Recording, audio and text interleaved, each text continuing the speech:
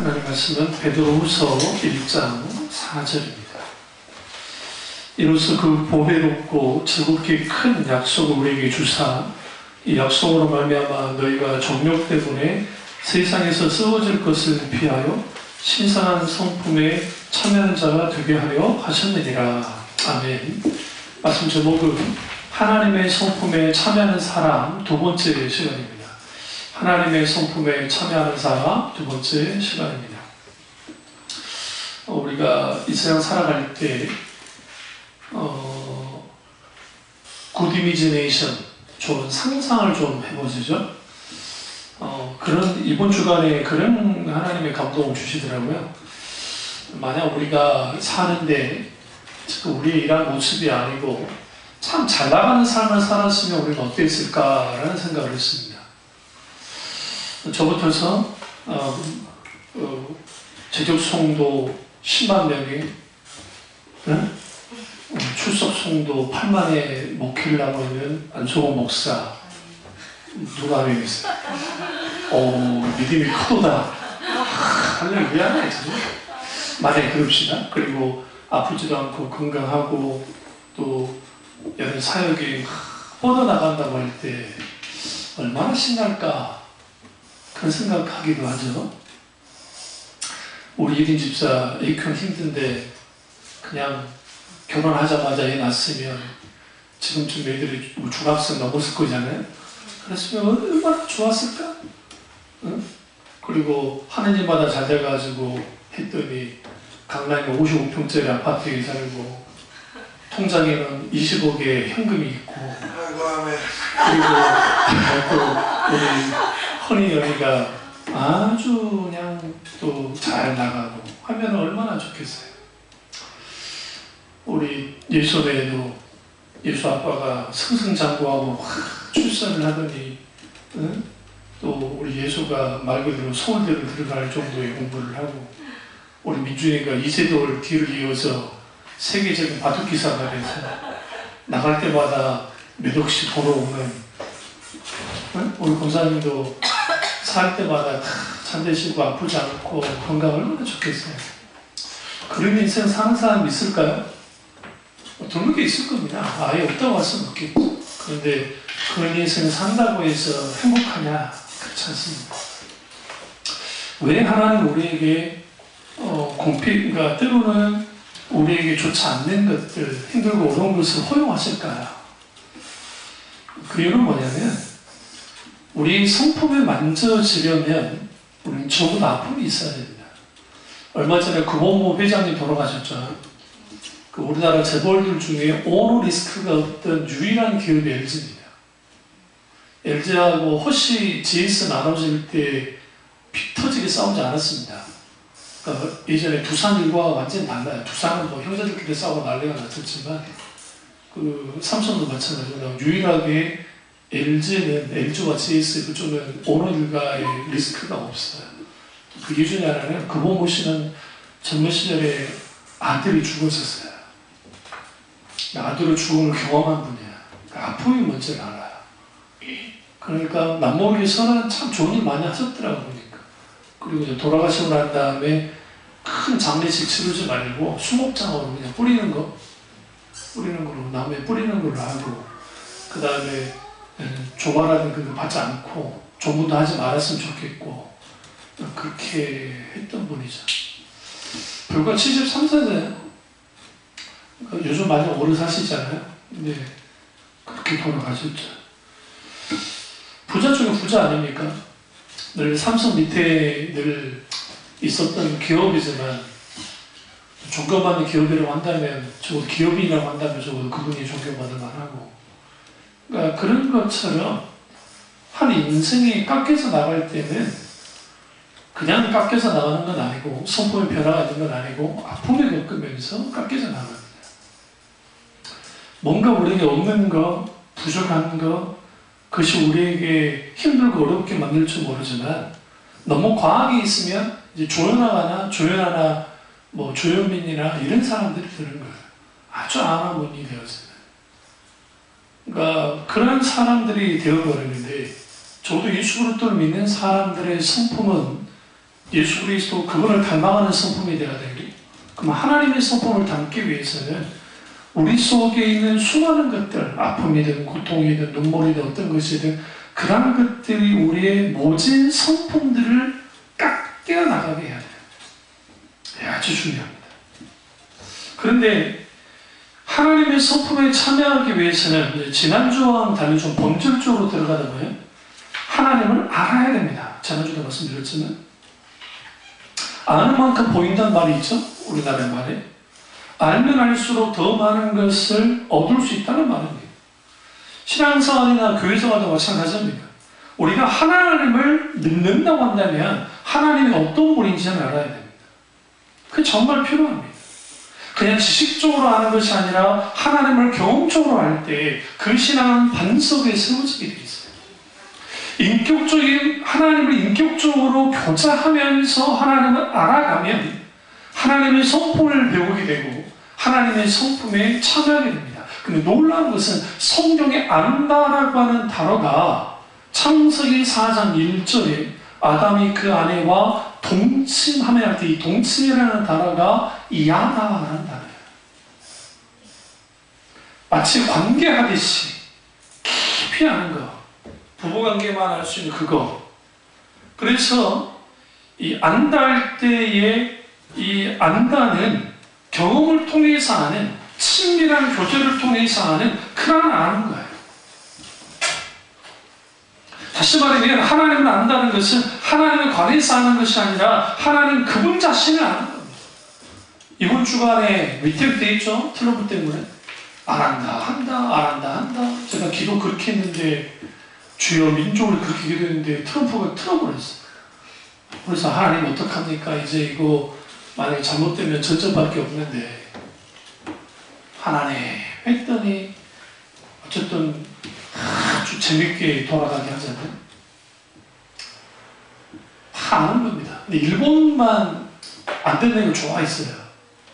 그거 봐라, 이거 안 된다 하면서 막 좋아했는데 이런 일들이 일어날 때 트럼프를 아는 사람들은 다 예측했을 겁니다. 그냥 지식으로 아는 게 아니라 좀 경험했던 사람들. 근데 우리같이 모르는 사람들이 화들짝 놀라는 거예요. 북한이 화들짝 놀라는 거예요.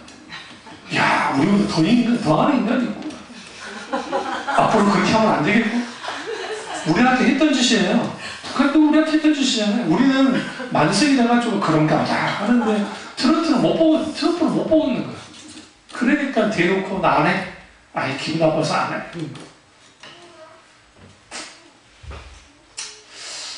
이게 좋게 먹을 수 없는 게요. 참치점은 절정은 알 수 있습니다. 이런 사람이면 전쟁도 할 수 있는 사람. 그래서 민족을 위해서 기도를 많이 해야죠. 적어도 우리가 하나님을 안다 할 때 우리 하나님이 기본포가 아니면 감사해야 돼요. 트럼프 같지 않으니까 얼마나 감사해요. 하나님은 길이 참아주시는 하나님이에요. 그런데 하나님을 아는 게 왜 중요하느냐? 하나님을 알아야 하나님과의 관계를 가질 수 있고 하나님을 알아야 하나님의 뜻과 우중을 알 수 있고 하나님을 알아야 하나님을 사랑할 수 있고 하나님을 알아야 내가 어떻게 살아갈지 내가 왜 살아야 되는지 알 수가 있어요. 그래서 우리가 하나님을 알아야 되는데 우리 하나님은 어떤 분이냐? 중심을 보시는 하나님이고 하나님을 참는 자를 만나주시는 분입니다. 그런데 우리가 하나님의 성품을 안다는 것은 하나님 그분 자신을 아는 것인데 그 하나님의 성품에는 세 가지 영역이 있어요. 첫째는 하나님의 인격입니다. 하나님의 인격은 우리가 상상할 수 없는 인격이야. 그러니까 주님은 길이 참으세요. 상상할 수 없을 만큼. 우리가 생각할 때 저주받을 만한 사람임에도 불구하고 주님은 길이 참으시는 하나님이에요. 그에도 불구하고 참으시만 하느냐? 그렇지는 않습니다. 이제 막대기와 채찍으로 우리를 때리기도 하는 하나님이에요. 그러니까 우리 인생에서 하나님의 채찍과 하나님의 막대기가 없다고 한다면 하나님의 책망이 없으면 버린 자예요. 여러분의 자녀에 대한 사랑에 대한 마음이 있으니까 그나마 이거 하지 말아라 뭐 하지 말아라 훈육하는 거지 그런 마음조차도 없으면 훈육하지도 않아요. 전혀 같지도 않아요. 그러니까 이런 교수님이 그 말 하잖아요. 오늘날 젊은 부모들이 아이들을 아버지의 권위를 떨어뜨리게 하고 아주 권위 없는 부모의 권위가 사라진 아이들을 만들어내니까 애들은 까마무인이 되잖아요. 그 아이들이 어린이 되잖아요. 그 까마무인이 되는 거예요. 권위 주의는 잘못된 거지만 권위는 분명히 중요한 거예요. 우리가 영국이나 서양사회, 미국 같은 데가 부모의 권위가 없을 것 같아요. 친구처럼 지내고 하니까 그럴 것 같습니다. 아주 생각보다도 주마다 다르지만 그 부모의 권위에 대해서 서양도 분명히 말합니다. 왜냐하면 그 권위가 무너지는 순간 관계는 다 깨져요. 다시 말하면 하나님의 권위를 인정하지 않으면 우리는 뭐하게 되냐? 하나님 앞에 방종하게 돼 있고 하나님의 인격적인 분이기 때문에 아파한다는 사실도 생각지 못해요. 우리가 하나님의 길을 떠나서 하나님을 대적하면 전부 마음 아파하잖아요. 힘들어하신다고요. 인격체이시기 때문에. 그런데 이 인격체이시다라는 것은 주님에게는 이성과 양심과 기억력과 상상력 같은 지식의 영역과 기쁨과 슬픔과 같은 감정의 영역과 어떤 것을 결정할 수 있는 힘과 같은 의지의 영역을 갖고 있는 분이 누구예요? 하나님이시다. 그 하나님이기 때문에 그 하나님과의 관계를 가질 때에 반드시 그분이 인격체이신 분이다. 그렇기 때문에 인격체이신 하나님을 경험해야 된다는 사실을 머리에 새겨야 돼요. 두 번째는 하나님은 성품에는 하나님의 본질이 있습니다. 하나님의 본질은 크게 두 가지 본질이 있는데 이걸 하나님은 뭐냐면 이제 공유적 속성과 비공유적 속성입니다. 이게 신학적인 용어인데요. 공유적 속성은 뭐냐면 우리와 비슷한 성품을 갖고 계세요. 하나님의 본질. 어떤 본질을 갖고 계시느냐? 하나님은 분노도 하시고 사랑의 마음, 하나님의 인간이 갖고 있는 그러한 어떤 그 감정들을 다 갖고 계세요. 그런데 비공유적 속성은 뭐냐면 그분이 영원하시고 무소불자하시고 전능하시고 전지하시고 불변하시고 초월하시고 자존하시는 하나님, 이게 하나님의 본질이에요. 이래서 우리가 절대로 닮을 수가 없어요. 그러니까 하나님을 닮을 수 없는 본질, 이거는 창조주와 피조물의 절대적 차이에서 오는 거기 때문에 우리는 가질 수 없어요. 우리가 하나님을 안다 할 때에 하나님의 인격체이신 하나님, 그 인격체이신 하나님을 만남을 통해서 알고, 그리고 비공유적인 속성, 하나님을 경험해야, 이제 하나님 그분 차원의 것, 하나님의 자존성, 하나님의 초월성, 하나님의 영원하심, 이것은 성령의 조명의 비추심을 통해서만 우리 부분적으로 알게 됩니다. 세 번째는 우리가 닮아가야 될 하나님의 성품을 알아야 됩니다. 그것은 거룩, 은혜, 사랑, 공의, 오묘함, 오래 참음, 겸손, 긍휼, 절제, 성실, 신실, 공평 등 이러한 것들이 주님의 성품인데 그 성품이 우리 가운데 있어야 된다.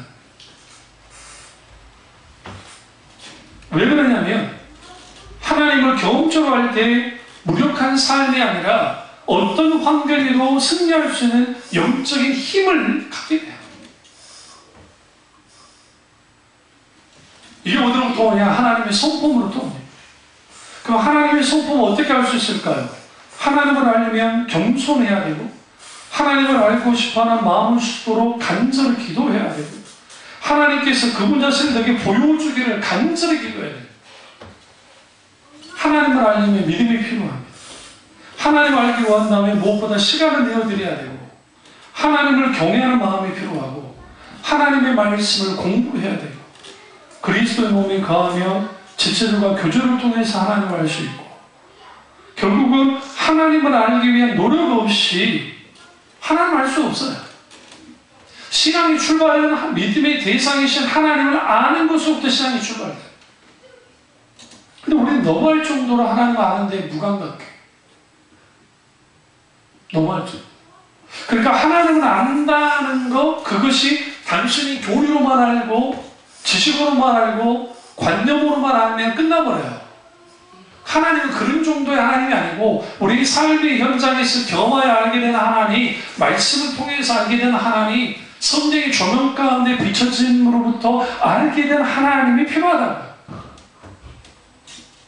그러면 우리가 하나님을 알게 될 때 우리의 삶에 어떤 영향을 가져올까요?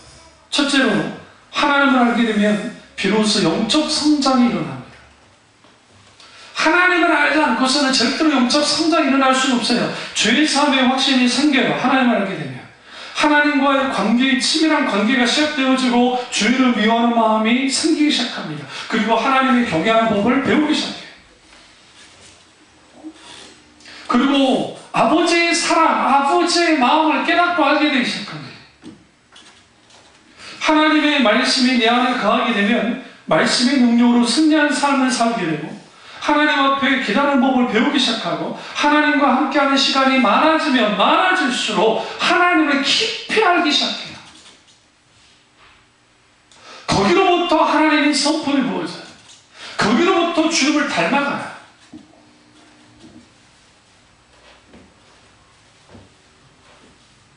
그래서 하나님을 알게 될 때 지혜와 명철을 얻게 되고 지혜와 지식은 하나님께 속한 것이기 때문에 하나님께서 우리에게 주셔야만 가질 수 있습니다. 문제는 우리가 하나님을 안다 할 때 그 안다는 것이 이 사람마다 이제 차이가 있는 거예요. 왜 그러냐면 영적인 어린아이는 하나님을 알 수가 잘 알지 못합니다. 그냥 아빠 엄마 그럴 뿐이에요. 갓난 아이들, 좀 한두 살 된 아이들, 이 사람이 내 엄마 아빠랑 어떻게 알아? 그냥 엄마 아빠랑 하니까 엄마 아빠인 거 안 거예요. 뭐 언제 유전자 검사를 해봤어요? 어떻게 알아요? 그러니까 그런 거야. 옛날에 권인애가 이삭이 다리 밑에서 좋아한다 해서 온 적이 있잖아요. 권인애가 계속 우리 교회를 다녔어야 내가 한별이한테 똑같은 짓을 했을 텐데 아직도 내가 분노가 있어. 아직도 그 분노가. 이삭이가 와서 좋았어요. 그래서 뭐 심각했어요. 장난치면 안 되겠더라고. 그래서 아니라고 이제 설명을 해줬는데 애들은 몰라요. 그러나 이제 나이가 어느 정도 들고 하면 이 사람이 내 부모다는 것을 알잖아요. 어떻게 알아요? 관계를 통해서 살면서. 또 태어날 때 증인들 있잖아요. 이런 증인들, 간단 증인들 뭐 다 태어날 때 있었으니까 그 증인들이 다 확인해 주는 거죠. 그래서 우리가 하나님 그분을 알게 되었으면 우리의 관점과 사고방식이 바뀌게 됩니다.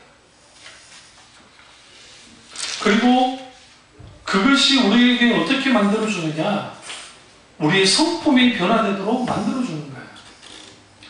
그래서 오늘 본문의 사도 베드로가 신성한 성품에 참여하는 자가 되게 하려 하셨느니라 라는 그 말씀을 통해서 원칙은 뭐냐면 하나님의 신성한 성품이 우리에게 주어지려면 반드시 하나님과 자주 가까이서 만나고 아주 어떻게 해요? 계속 영향을 받아야 돼요. 그게 아주 중요합니다. 부부들이 오래 살면 부부들이 서로 닮는다고 하죠. 왠지 아세요? 좋은 것도 닮고 나쁜 것도 똑같이 닮아요. 재미있을 정도로. 그러니까 닮아가요.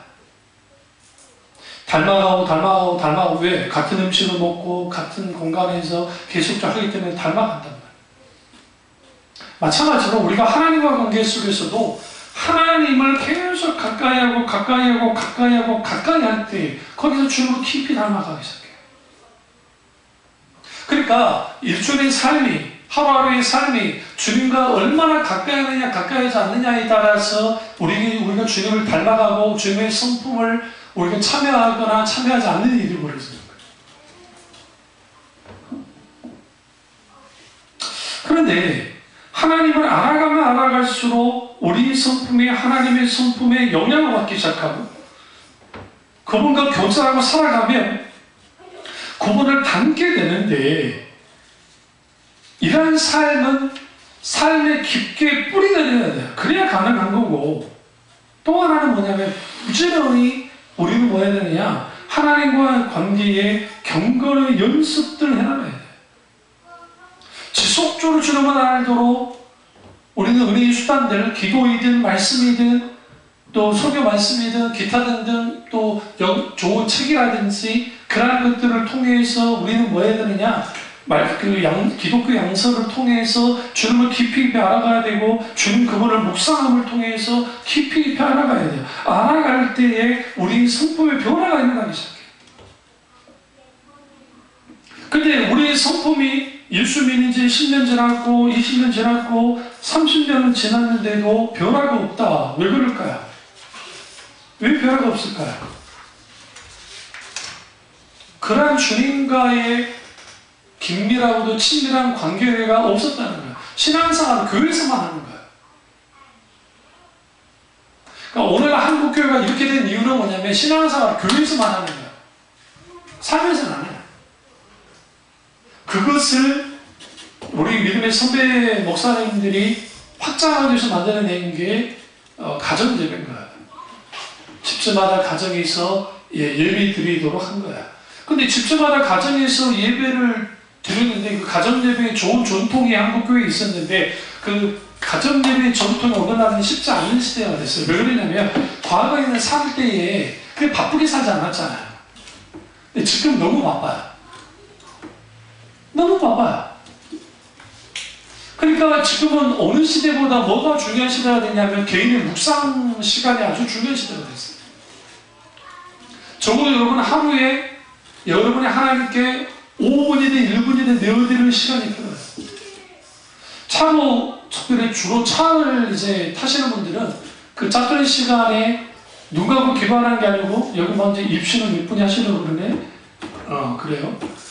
근데 뭐 해야 되느냐? 눈뜨고라도 주님 찾으셔. 그 시간이 필요해요. 그러면 사도 요한이 적어도 우리 가운데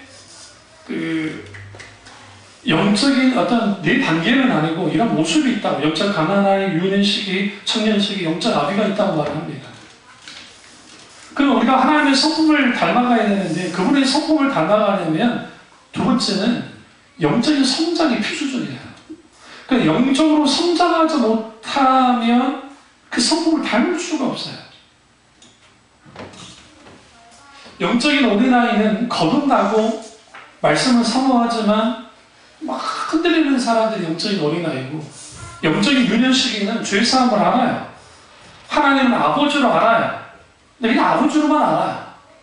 십자가의 능력을 경험하기도 해요. 영적인 청년시기는 악한 자를 이깁니다.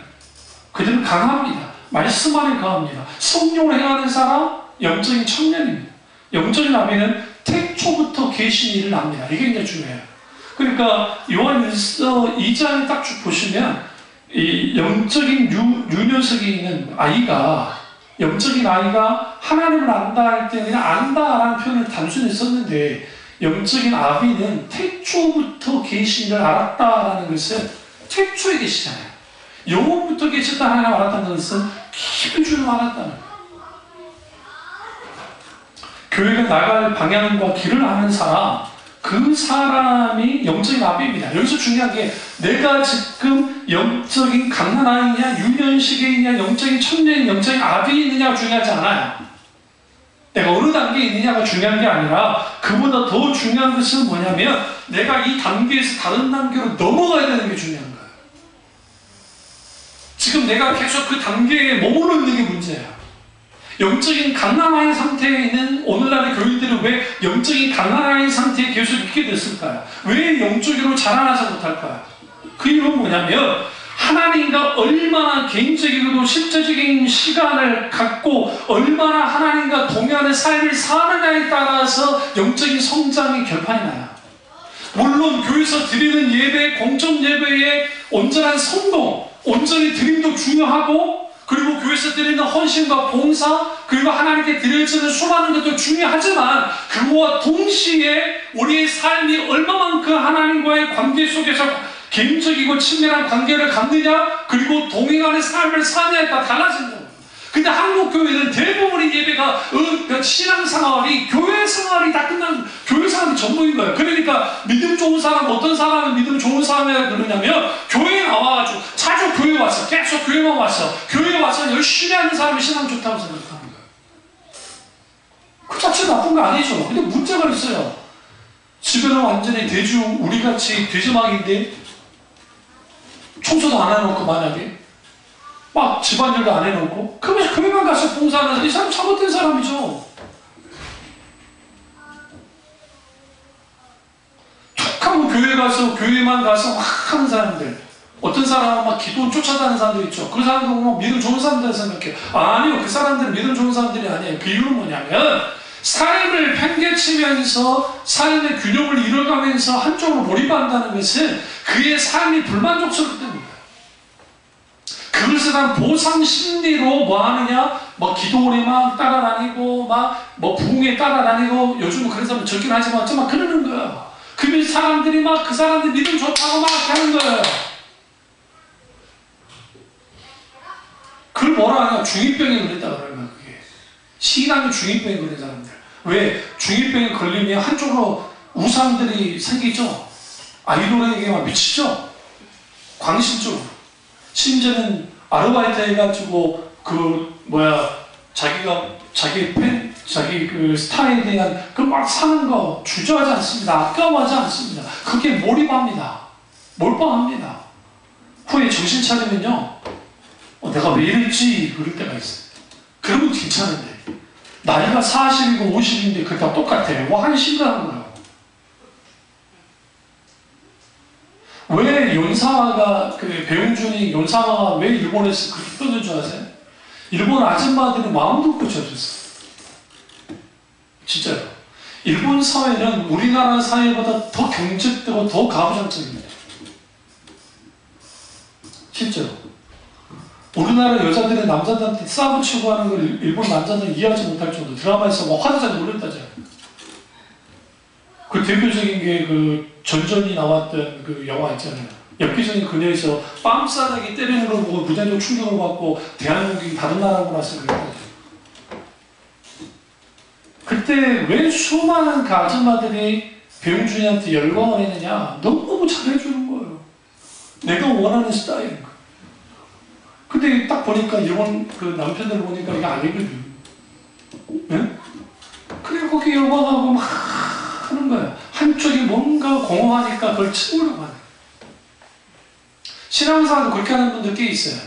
그래서 교회에서 아예 살다시피 하는 사람들, 막 교회에서 막 철학기도 하고 막 살다시피 하는 사람들, 응? 기도하는 것 자체 나쁘지 않다니까. 근데 문제는 뭐냐면 그 공허함을 채우기 위한 수단으로서 그렇게 한다고 한다면 그것은 아주 심각한 거예요. 그래서 신앙의 성패는 어디에서 결정이 되냐면 삶의 현장이에요. 우리가 주로 죄 어디서 져요? 교회에서 져요? 아니요. 우리 삶의 현장이 주저요. 우리 신앙생활이 가장 무너지는 곳이 다 어디예요? 다 삶의 현장이에요. 우리 지금 사는 그곳에서 우리의 신앙이 무너진다는 거예요.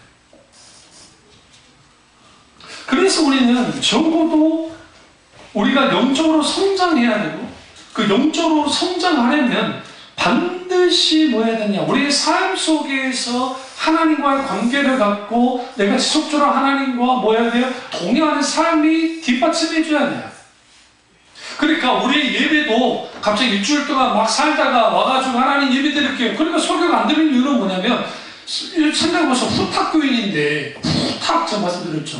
성경책 일주일 동안 겉도 보지도 않다가 먼지가 쌓여있으니까 훅 털어가지고 교회가 나온다고.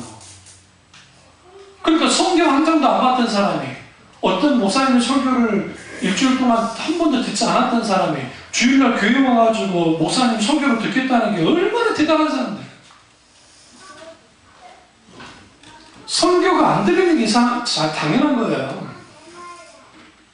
적어도 주님의 말씀을 가까이 하려 몸부림쳐야 되고, 그거랑 좀 못하겠으면 여러분이 나눠줬던 그 다이어리, 성경 구절 다이어리라도 하루에 한 장씩 넘기면서 말씀 구절하고 보면 좋겠는데 저도 간간히 까먹을 때가 있어요. 그걸 넘기는 거.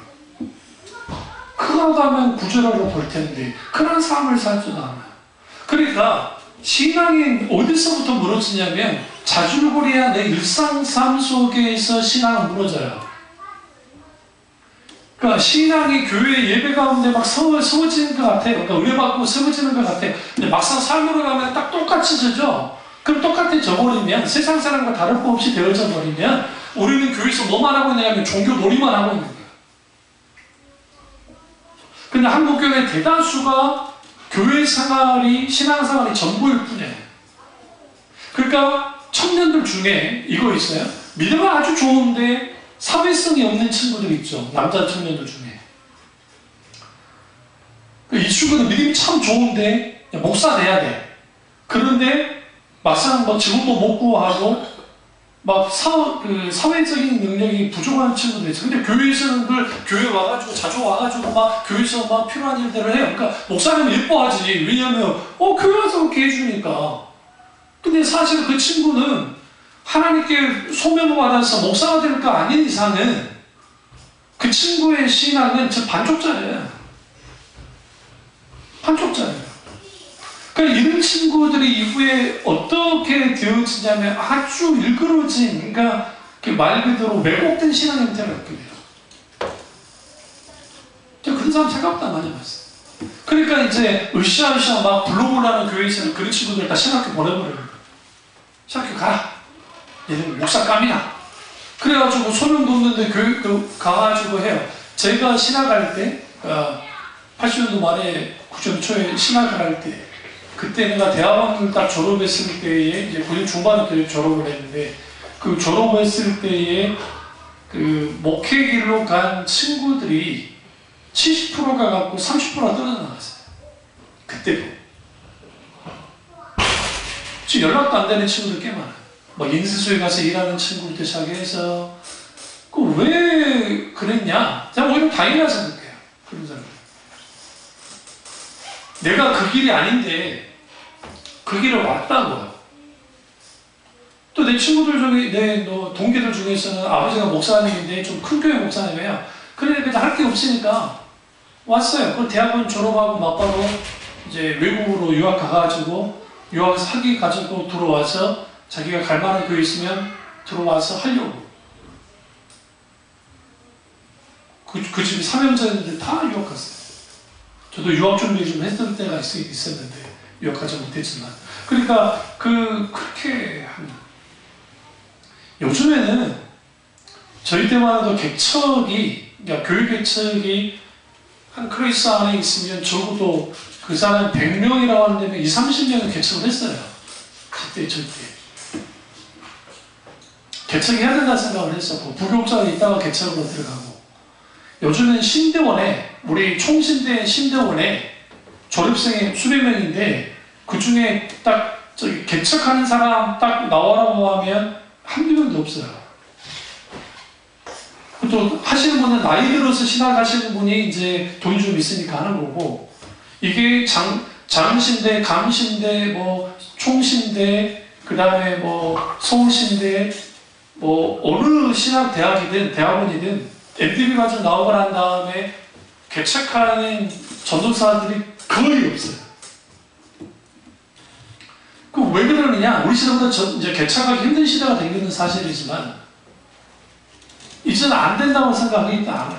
안 돼요. 안 되는 거예요. 왜 그래요? 정말 사명받아서 저희 교회 개척할 때 저기 지하에 저 말도 안 되는 거 개척한 거 아닙니까? 내가 꿈 가운데 보여가지고 온 거예요. 난 그곳에 개척할 마음이 전혀 없었어요. 그래서 하나님이 나를 훈련시키려고 거기다가 지저분해 온 거고, 여름에 비 올 때 그 비 새는 거 그 물 풀 때 내가 지금도 억울한 게 푸지 말았어요.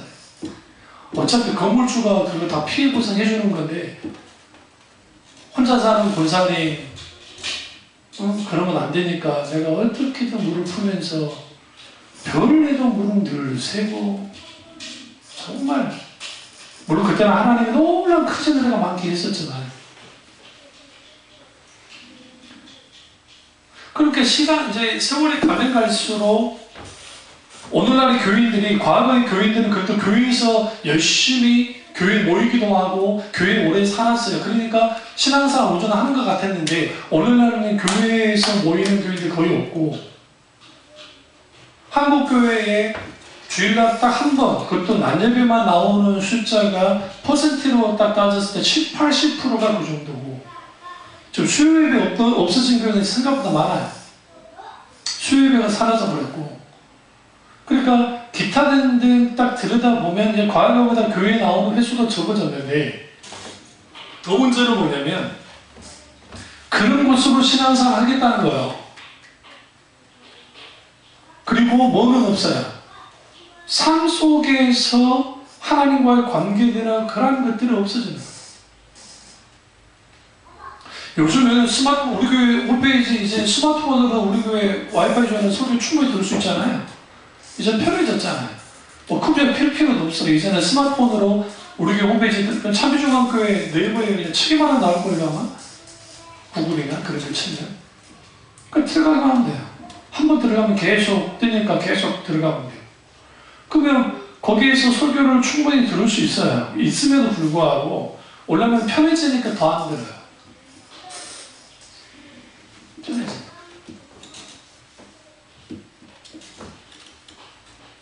그러니까 자꾸만 이제는 바빠지고 뭐하고 그러다 보니까 하나님 앞에 머무르는 법을 배운 적이 없는 거야.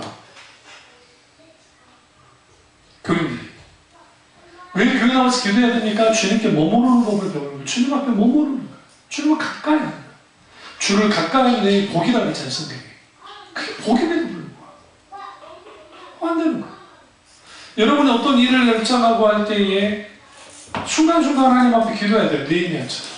이거 화살기도라는 표현을 쓰는데, 이스라엘의 그 사마리아 사람들로 인해서 막 피폐해지고 이방 사람들 때문에 성벽이 없으니까 막 고통을 당할 때 그가 그 소식을 기도하잖아요. 그러다 왕 앞에 나갔는데 근심한 얼굴 하니까 왕이 너 왜 이렇게 근심한 얼굴을 갖냐? 우리는 그 시대의 문화를 모르니까 너무 쉽게 생각하는데, 지금 술 맡은 관원장인 느헤미야가 왕이 눈에 보기에 근심하는 표정을 보였잖아요. 이 사람 죽을 쯤 죄예요, 이게 지금. 포커페이스가 돼야 돼요, 그 시대에는. 그러니까 내가 좋은 일일 때, 슬픈 일일 때 그대로 늘 무덤덤한 얼굴을 갖고 있어야 하는데 좀 그게 밝혀졌단 말이에요. 그러니까 이제 상황 설명을 합니다. 이렇게 됐습니다. 그러니까 화 안 했다고. 내가 얘한테 어떻게 주기 원하느냐? 그때 뭐래요? 그가 뭐 했어요?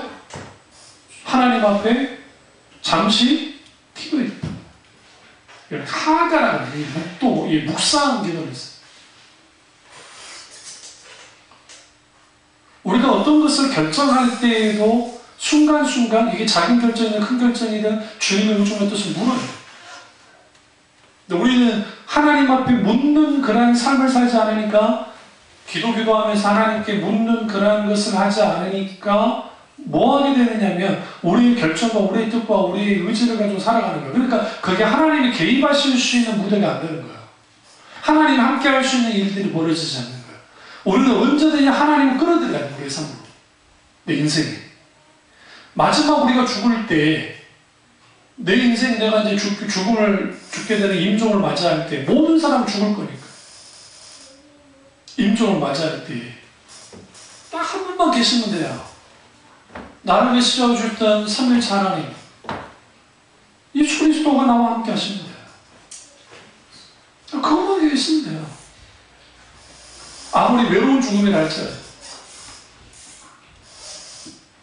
근데 오늘날 그 하나님의 성품에 참여하지 못하는 그런 근본적인 원인은 뭐냐면, 신앙생활은 교회에서만 하는 것이고 교회 밖에 나가면 이제는 신앙생활 상관없어. 근데 오늘날에는 교회 안에서도 신앙생활을 제대로 안 해요. 이제 심각하게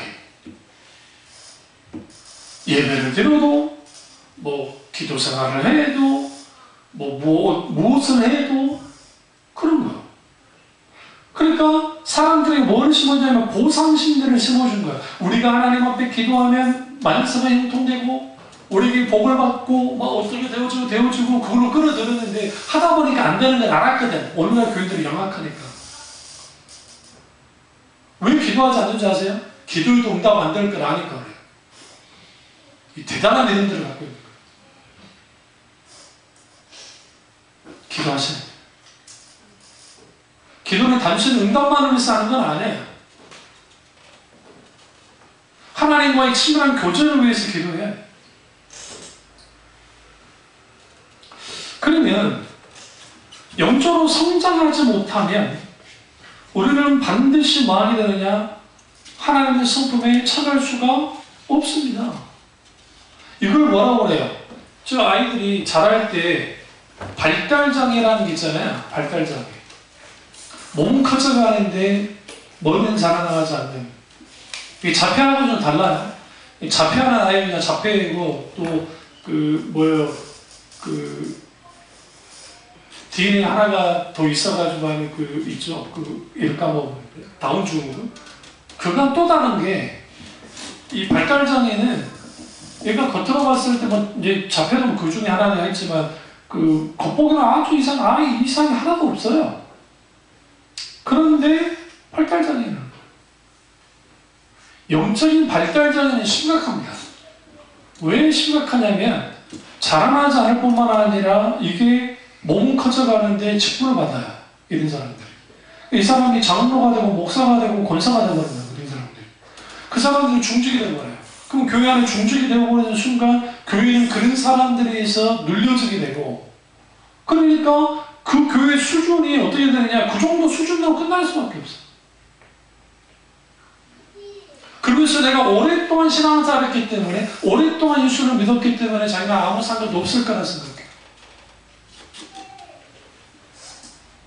이런 일들이 교회 안에서 너무나도 많이 일어난다. 그래서 우리가 우리의 성품이 주님의 성품을 영향을 막 받아야 되는데, 그러려면 이거 아셔야 돼요. 어떤 상황과 환경과 여건에 의해서 문제가 생기거나 고통당할 때에 이것을 주님께로 끌어가되 늘 생각하셔야 돼요. 주님이 당하셨던 고난과 고통을 한번 대비시켜봐야 되겠어요. 그리고 지금 주님이 내게 원하시는 게 무엇일까라고 물으셔요. 지금 주님이 내게 원하는 게 뭡니까? 무엇을 원하십니까? 오늘 베드로가 믿음의 덕을 덕에 지식을 하죠. 모든 것에 기반이 되는 게 믿음이고 모든 것에 종교가 되는 게 뭐예요? 7절 후반절에 사랑을 더하라 알아와줘. 사랑해.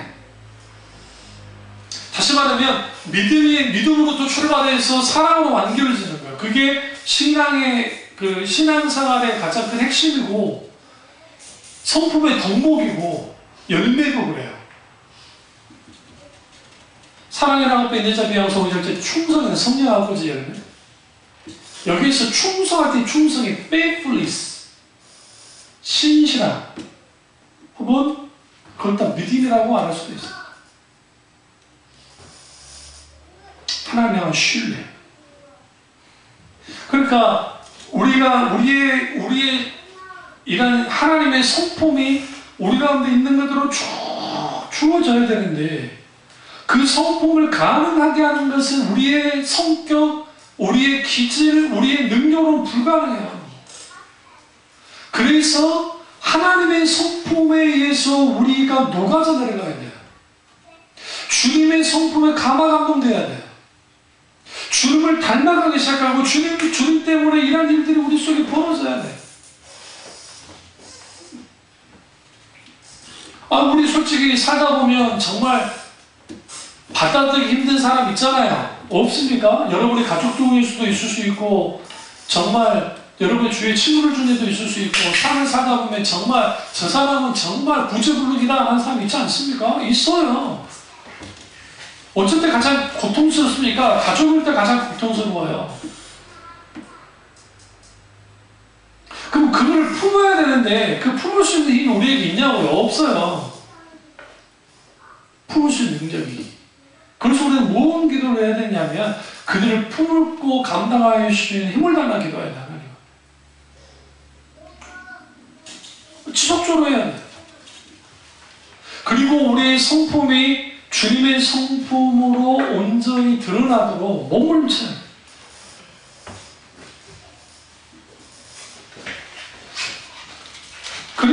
우리가 그렇게 됐을 때에 주는 우리에게 어떻게 영향을 끼쳐 주시냐면 예레미야 9장 23절과 24절을 보면 이렇게 말합니다. 여호와께서 이같이 말씀하시되 지혜로운 자는 그 죄를 자랑하지 말라. 용사는 그 용명을 자랑하지 말라. 부자는 그 부함을 자랑하지 말라. 자랑하는 자는 이것으로 자랑할지니 곧 명철하여 나를 아는 것과 나 여호와는 인애와 공평과 정직을 땅에 행하는 자인 줄을 깨닫는 것이나 나는 이 일을 기뻐하노라. 여호와의 말이니라. 여기서 나를 아는 것과 하나님을 아는 것과 나 여호와가 인애와 공평과 정직을 땅에 행하는 것. 인애와 공평과 정직, 이것이 우리 가운데 분명하게 있어야 돼요. 그래서 깨닫는 것이다. 그러니까 우리는 적어도 불쌍히 여길 줄 알아야 되고 공평해야 되고 정직해야 돼요. 이 부분을 사도 바울이 세 가지를 알려고 했어요. 빌립보서 3장 10절과 11절로 이렇게 말합니다. 내가 그리스도와 그 부활의 권능과 그 고난의 참여함을 알려하여, 이 세 가지 나오죠. 하나는 그리스도 그분을 알고 싶어 했고, 두 번째는 부활의 권능을 알고 싶어 했고, 세 번째는 고난의 참여함을 알고 싶어 했다. 우리가 왜 예수 그리스도 하나님의 성품에 참여하지 못하냐면 그냥 내 성격이 있고 성품이 있어요. 내 기질이 있어요. 내 기질이 그냥 변화되는 것이냐? 아니에요. 덧입혀지는 거예요. 예수 그리스도 성품에 덧입혀져서 그것이 더 강해지는 거예요. 주님께 영향을 받았기 때문에. 그러면서 우리가 원하는 게 있어요. 그 원하는 게 뭐냐? 그리스도를 아는 것과 그 부활의 권능을 아는 것과 고난에 참여하는 것을 아는 것을 원해야 돼요. 다시 말하면 하나님을 아는 것 없이, 하나님을 알려고 하는 것 없이, 하나님의 성품에 영향받는 것 없이 우리의 성품이 변화될 수도 없고 하나님의 성품에 참여할 수도 없어요. 그래서 결국은 하나님의 성품에 참여하는 길은 딱 하나밖에 없어요. 주님을 알고 주님의 길을 따라, 주님의 성품에 영향을 받으면서 그분의 길을 따라가는 거예요. 계속 바라보면서.